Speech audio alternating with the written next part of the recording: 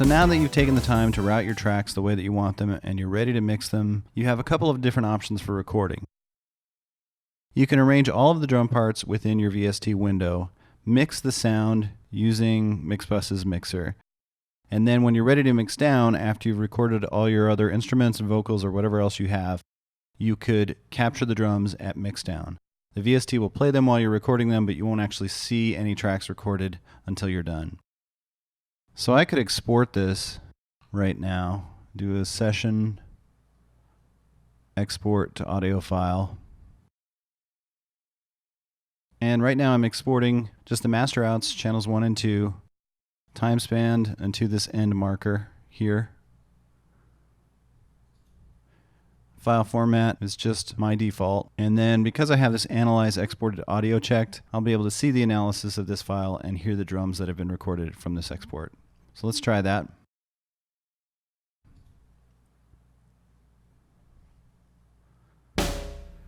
So just a quick bit, and you can see that it captured the audio from the drums.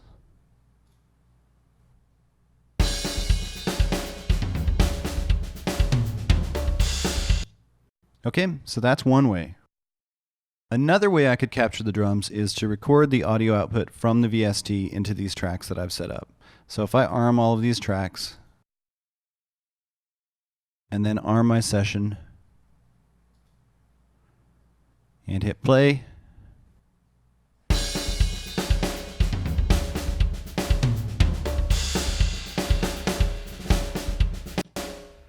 now I've got that audio recorded, the output from the tracks, and I could mix those here. I don't need this anymore. So I could remove this MIDI track. Then I just have all of these audio tracks if I disarm them.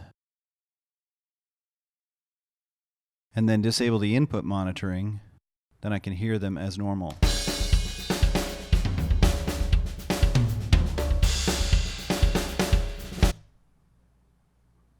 So if you've finalized your arrangement and you're really happy with everything you've done in the VST as far as arranging the song and the drum parts, all the parts are right, all the fills are right, everything is perfect and ready to go, then you can capture the drums and delete your MIDI track, keep these audio tracks, and then mix it as a regular session. And that has the advantage of being a lot lighter on CPU. So if you're running into CPU issues as you're mixing because you're playing your VST drums back live, then that's a workaround. You could work on your drums first, record the audio output from the VST into your tracks, and then you're ready to go mix. Still, another way you could work with these drum tracks is to program the MIDI within Mixbus. So Mixbus has basic MIDI capability that will do most of what you need to do if you're programming regular instruments.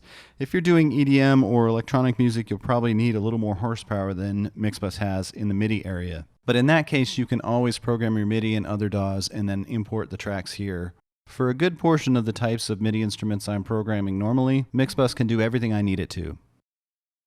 So the first thing I'll do is take this pattern out of EZDrummer. So now what I can do is go to the editor window.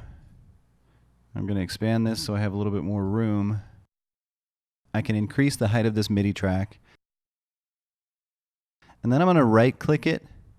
And for note mode, I'll change that to percussive since I'll be programming drums.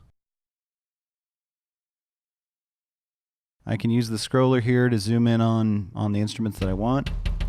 There's a kick and a snare. And then using the draw tool, I can draw a MIDI segment out and then place my notes.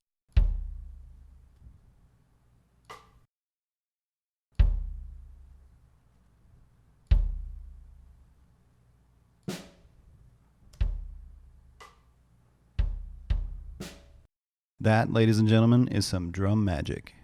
Anyway, those are some of the ways that you can program your drums in Mixbus after you've set up custom routing. I hope you enjoyed this short series of Mixbus Mania videos on custom drum routing. Please feel free to swing by Mixbus Mania and sign up for the newsletter. I'll let you know when I have new videos, courses, or blog posts out. Thanks for spending the time with me, and I'll talk to you soon.